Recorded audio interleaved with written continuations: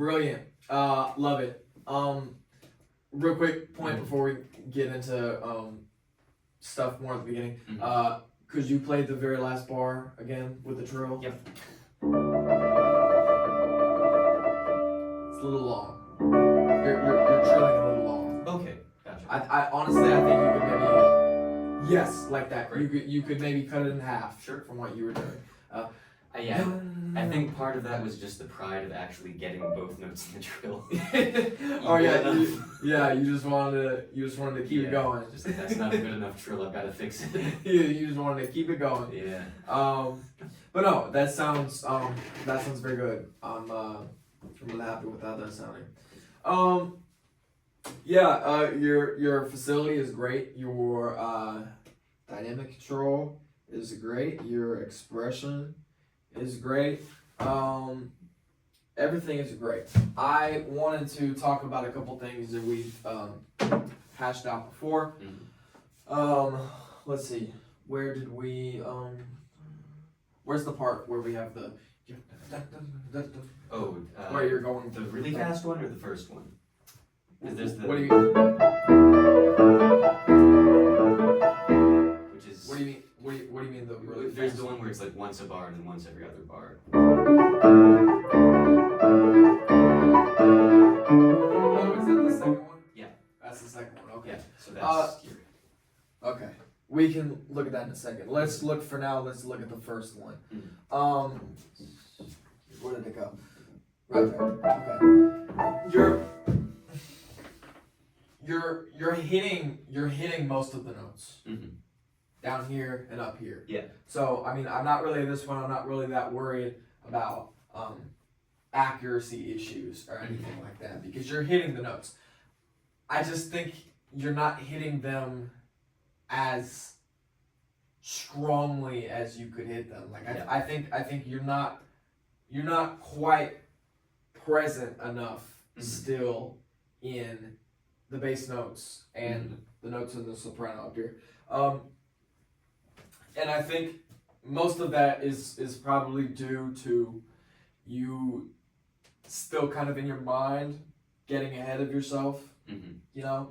You're not really, it just kind of sounds like you're not fully giving yourself the time and the space to really sink in. Yeah, I still bass down here. Yeah. It sounds a little surfacey. It kind of sounds like yeah. Instead of and you're kind of giving it yeah. Do you know what I mean? I do, yeah, because it's a little pale.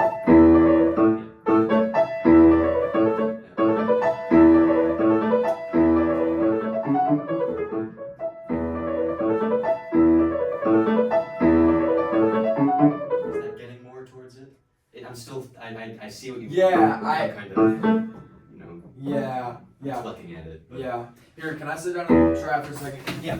I think, let's see.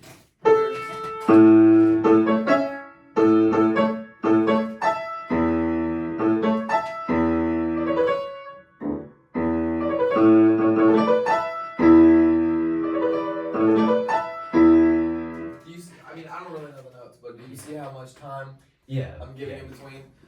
I'm giving myself the space to go up here and then propel myself after I have landed up here to go all the way back down here. I'm not really doing this thing where like I'm constraining myself to being in the center and I'm just kind of like grabbing at things, you know what I mean? So I think what will really help with this is if you kind of think of yourself as you kind of have your wrists and your forearms kind of working on a string, on a really long string right here. Yeah. And so as opposed to you're jumping up here and you're getting stuck. And then you're jumping down here and you're getting stuck. It's, you're constantly on this left to right plane.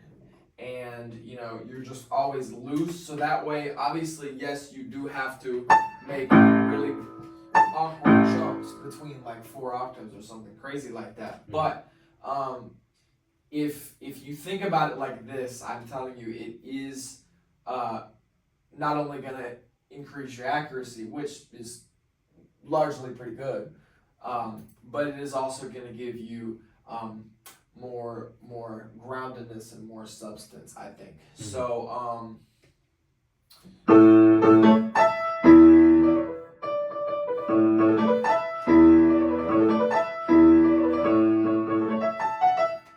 you see what I mean?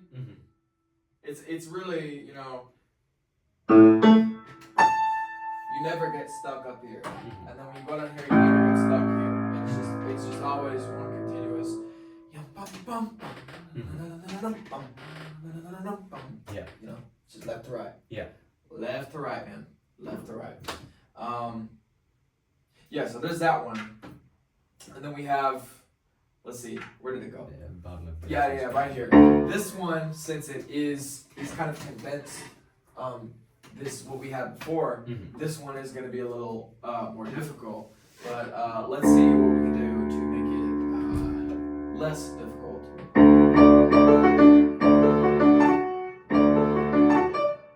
Also, what fingering are you doing for the right hand? For the right hand. I think just what's in the score. Yeah. Okay, so so you have 4 on D right here. Yeah.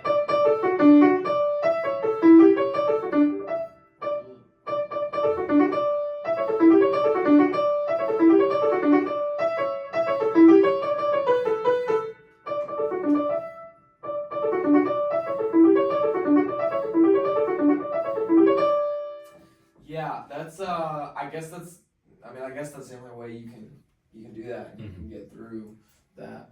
I think you're gonna have to be really careful.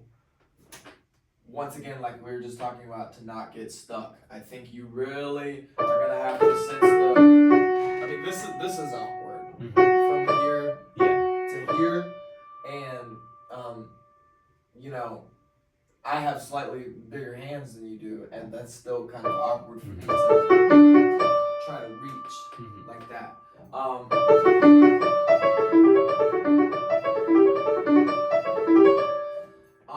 So yeah, just make sure your this is exactly the same thing like we were just talking about. Your wrist is constantly on this left to right plane that you always keep it loose, and it's just always moving, except in this instance, since the space is not giant like that, which you're going to be doing in the left hand. It's more of an oval that you're making. Yeah. You know? And one thing, me and Mr. Connolly have been working on this very recently, because I'm doing the Chopin Aeolian harp. It's right. Yeah. Yeah, and it has some crazy, you know. There's some crazy leaps up here, and you're supposed to do it in time so it doesn't sound like you're just doing this. And he was telling me about kind of the circle motion that I was telling you. And what's really funny is most of the time, the natural instinct which the hand wants to do, the motion that it wants to make, is going like this. You know, so you naturally want to go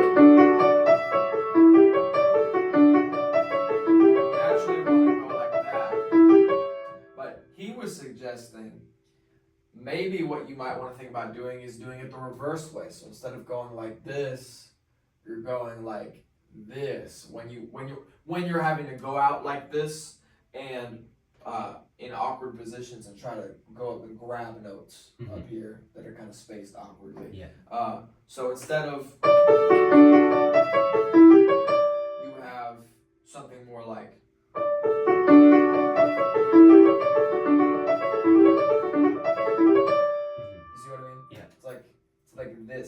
instead of like this. Mhm. So yeah, tangent. Sorry about that. Sorry. And I promise I'll let you play in a second. I just think this is important to get through. Left hand. Let's look at the left hand. So what's going on here? We have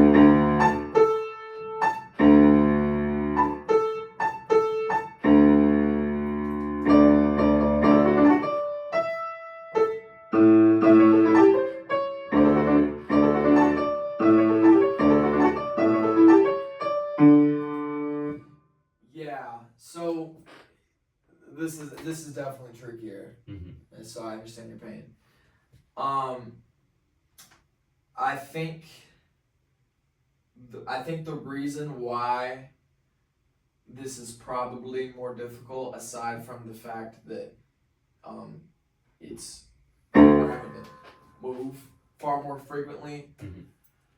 I think what tends to happen is once we make the jump all the way from the top all the way down to here, Mhm. I think what tends to happen is when we really land this and kind of really come down on that, I think we tend to get stuck.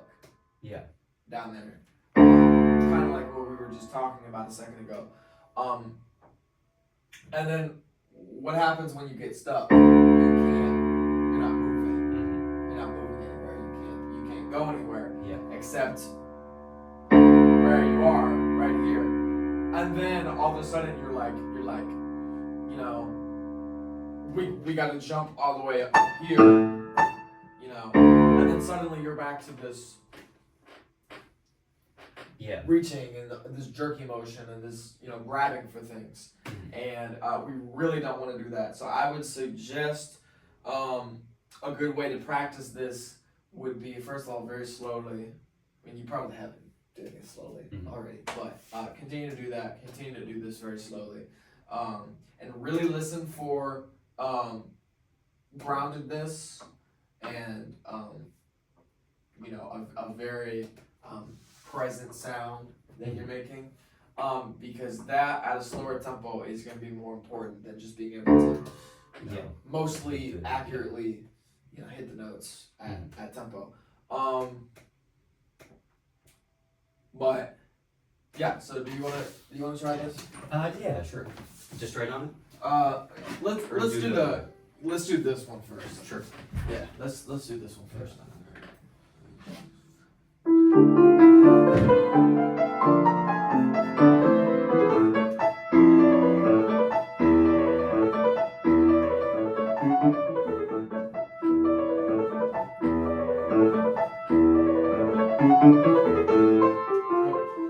If you hit a wrong note, don't even worry about it. Mhm.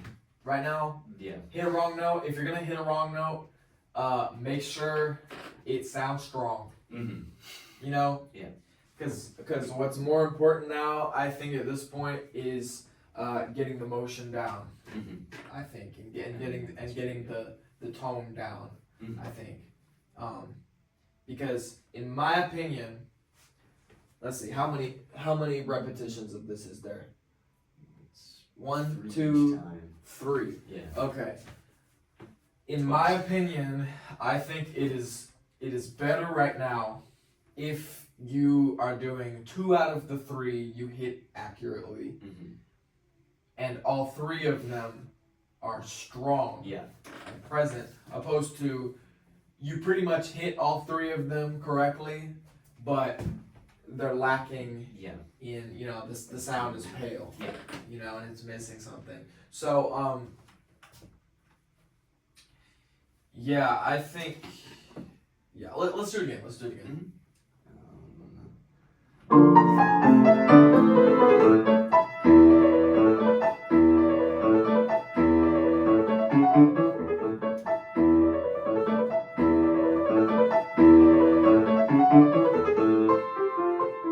Good. Yeah. I'm liking your bottom notes Mhm. in the bass. Yeah. Better than your treble notes. Yeah. And I think it's because you're giving yourself the time to travel down here, Mhm. to hit these notes down here, but you're not as much doing up top. Mhm. So let's do it again. I might start and stop you this time. I'm gonna be like really picky this time.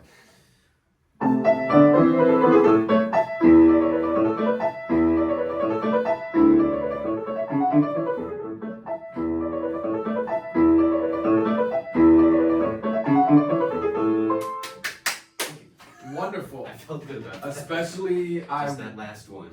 I don't worry about it. Yeah. Okay, you do it. No, 5 out of 6. 5 out of 6. I will take. 5 out of 6 is very good. Yeah. Yeah, I really like that. That was like, the sound was different. You know what I mean? Could you hear a difference? Absolutely. I could. Yeah. For the first time, I heard that, and I was just like, he's got it. You know, like there it is. Before, I was kind of kept listening for a little more. I was like, I always wanted you to just pull a little more sound out. Mhm. But yeah, you just nailed it right there. So mark that down. Put it in your memory bank. Right. Just do it every time.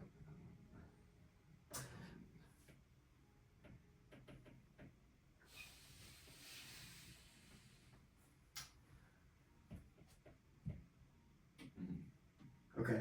So how about let's do the second time.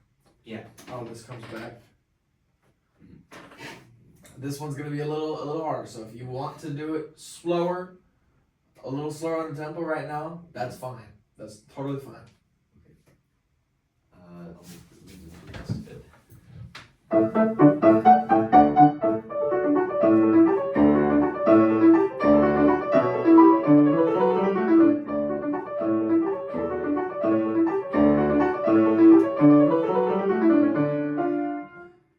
What'd you think? Better than the run, but still not quite there. I would agree. Yeah. I would agree. Do we want to do it again? Yes. Maybe this time slow down a smidge. Sure. Excellent.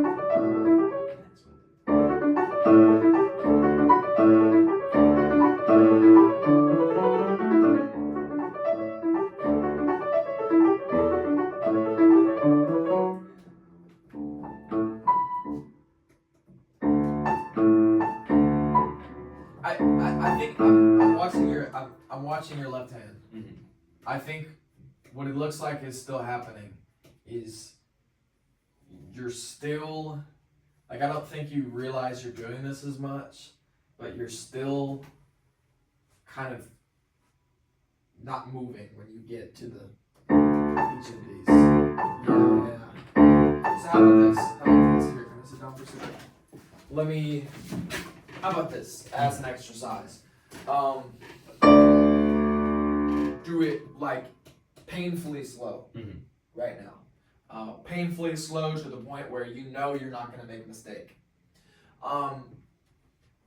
And see if you can.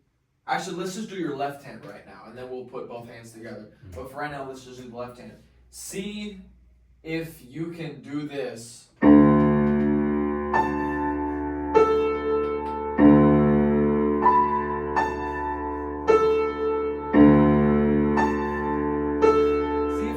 Just do that, and make it one continuous motion. Mhm. See if you can do this without stopping.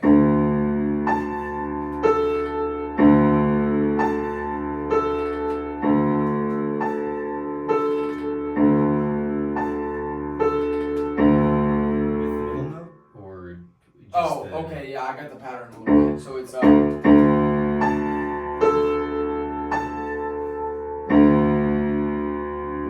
Wait. Oh, okay.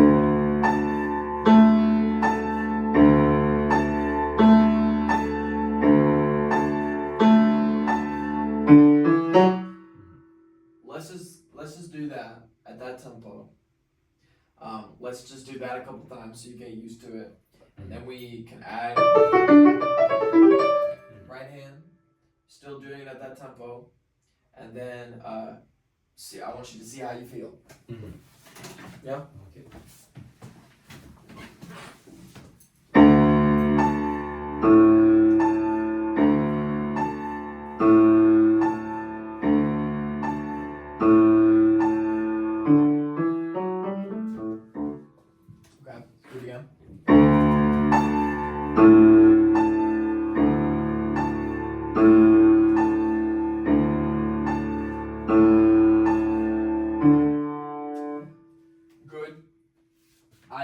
what happened on one of those. Mhm. I mean, you hit it, but it was I kind of forgot which octave I was yeah, in. yeah. I saw you. I could see it. I could see it in your brain for a Yeah, split second. You were having to kind of redirect your hand and figure out where to go. Mhm. That's because you still haven't gotten entirely used to already knowing before you make the leap down here, already knowing exactly where you're going. Yeah. You know? Mhm. So I think in the 3 weeks we have about, Mhm. I think this is a spot where I would suggest really slowing this down Mhm. and really getting used to the distance Yeah. between every one of these. Mhm. And because if you're still kind of having to guess, or if you're still having to kind of like actively think about it in the moment, like, oh god, we gotta go here Mhm. now, or we gotta go here, then you know we're gonna get some problems. Yeah. But yeah, this is the type of work that is really gonna pay off Mhm. if you have the patience for it. Yeah. So very good, very good. That's yeah, that's definitely gonna get there. I actually think throughout a lot of this piece, I think you can afford to lean more into the dissonances Mhm. and lean more into a lot of the appoggiaturas Mhm. we have, because we have starting here in this section right here. We have a lot of seconds. We have a lot of crunchiness. Mhm. I think you were playing it a little, at least in the run that I just heard. I think you were playing it a little bit too straightforward Okay. and strict. Mhm. I think you can. I think. Like pacing wise. Yeah, I mean, you shouldn't. I mean, you shouldn't. You know, break time. You know, you shouldn't be playing. Like just a bit more. Yeah, just a little more.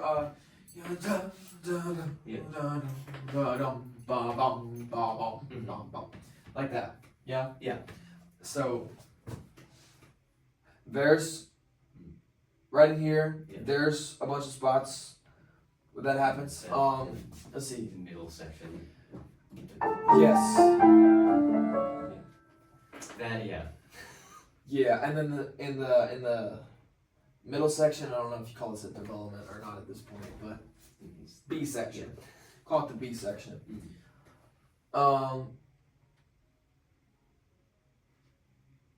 And then does it come back? Is it the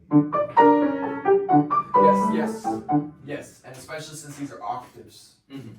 now, you know, you can really lean into those. Mhm. This right here. Yeah. Mhm.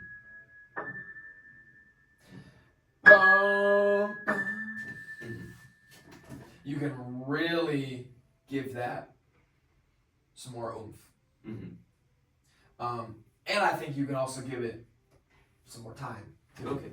Because I think it was a little rushed. Mhm. I think. So yeah, just hanging on to that dissonance and making the ear really want to anticipate the resolution is going to be really effective, Mhm. I think. Let's see. So we have all this. We have that. These are really good. I like this.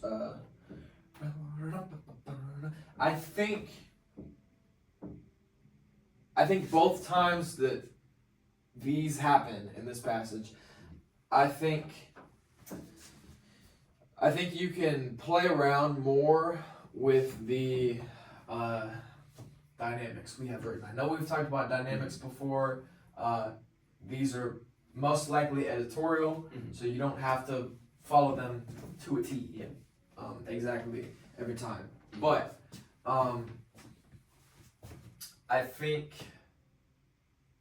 it would be a really cool effect if you would start out whenever you have the trills starting out every one of these, if you would kind of give it the effect of Yeah.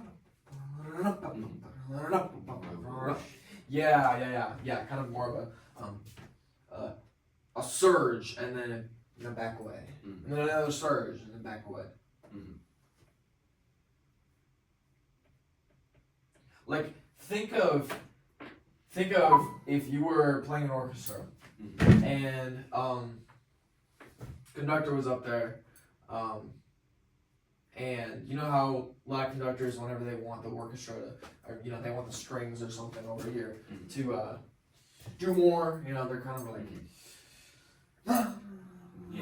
and they make these motions and everything. I want you to think of that motion in your mind Mhm.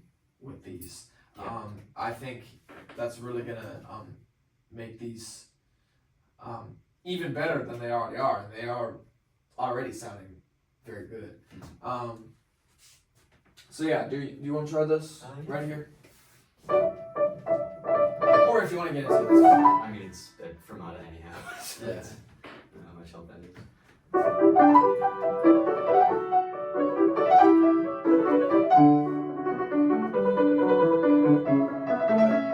Good. Yeah. Can we do it one more time? Yeah.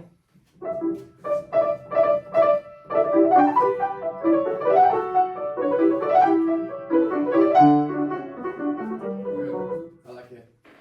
Repeated notes. How does it feel? Much better. It just and getting better, I think. Yeah, they're Yeah. yeah they're 100% better. Mhm. They definitely are a lot better. Mhm. I'm still a little confused metrically Mhm. about this. And it's most of the repeated notes are coming out very clearly and individually, but still some of them are getting a little bit Yeah. condensed Mhm. together. And sometimes I'm kind of like, I have to kind of second guess myself about where the downbeat was. Mhm. So I think, and I don't really think it's your right hand, honestly. I think at this point, I think if your left hand can play more into the rhythm, Mhm. I think that would probably help solve this issue Okay. a little bit. Because they're sounding, I think your left hand notes are sounding a little all the same, Mhm. So maybe if you can give kind of like what we had earlier with the dun dun dun dun dun dun dun dun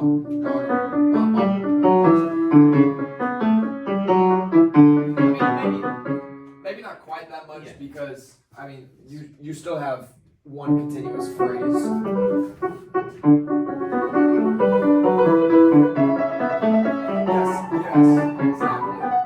Exactly, something like that. Yeah, something like that. That would be wonderful. Mhm.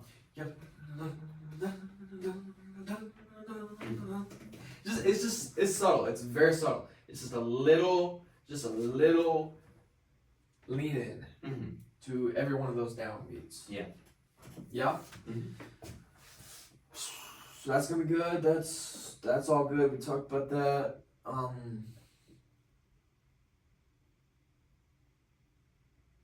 Tempo's good. Yeah, I think that's about all I have to say for now about that. So do you want to do some Scriabin? Maybe run through the whole thing Yeah. now, because I don't think